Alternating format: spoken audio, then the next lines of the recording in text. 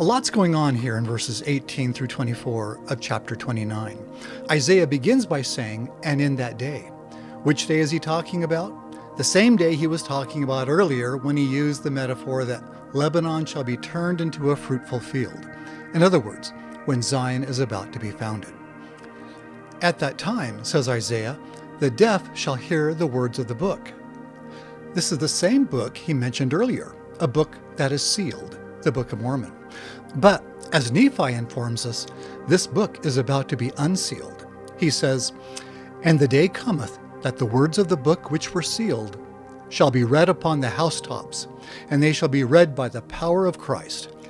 These words will contain the great revelation given to the brother of Jared, revealing all things from the foundation of the world unto the end thereof." As these people entering Zion sanctify themselves, they will have all this great revelation opened to them. Isaiah says that the deaf shall hear the words of the book, and the eyes of the blind shall see out of obscurity and out of darkness. Again, he's referring to those sanctified souls who are preparing to enter Zion. Now notice how closely his words align with the words of another of his prophecies.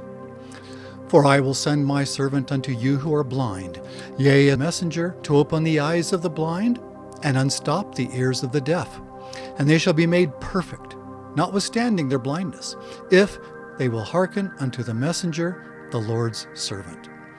Originally, Isaiah was commanded to make his own words obscure. He was told to make the heart of this people fat and make their ears heavy and shut their eyes, lest they see with their eyes and hear with their ears and understand with their heart. But in the latter days, Christ's servant will undo this. He will open the eyes of the blind and unstop the ears of the deaf. So again, this tells us the basic timetable. This will happen in the last days when the servant comes forth.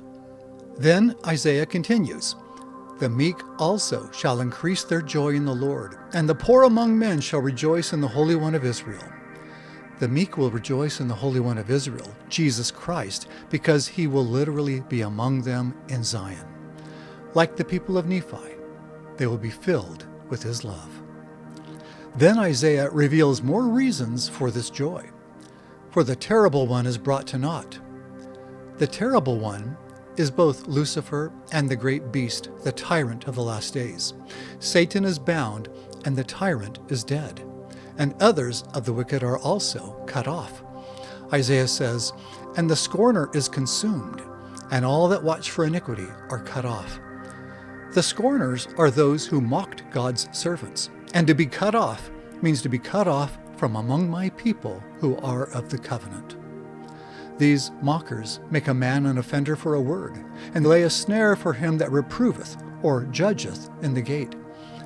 In other words, in that day, apostates will seek occasion to condemn Christ's servants for imagined faults, that they might dismiss them.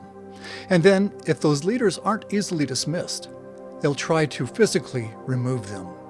As Isaiah says, these scornful people will truly turn aside the just for a thing of naught. But the humble and righteous will be vindicated, and they'll be strengthened after the trial of their faith. "Therefore, thus saith the Lord, who redeemed Abraham." Remember Abraham, who was saved at the last moment on the sacrificial altar?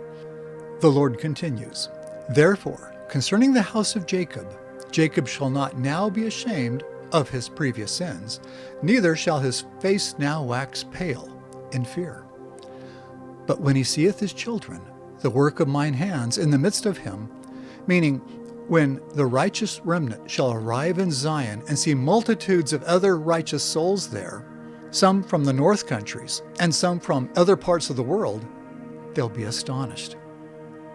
"And they'll sanctify my name, and sanctify the Holy One of Jacob, and shall fear the God of Israel."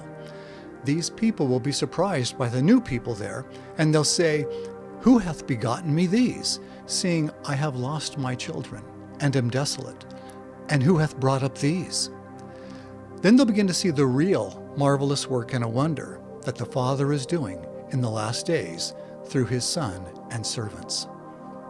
Isaiah then concludes with this, "They also that erred in spirit shall come to understanding, and they that murmured shall learn doctrine." Perhaps a better translation puts it this way: they who err in spirit will know discernment. Those who murmur will learn instruction. Many other translations also put this in the present tense, meaning that eventually all who mock God and scorn his servants will bow the knee before Christ and acknowledge all of his truths.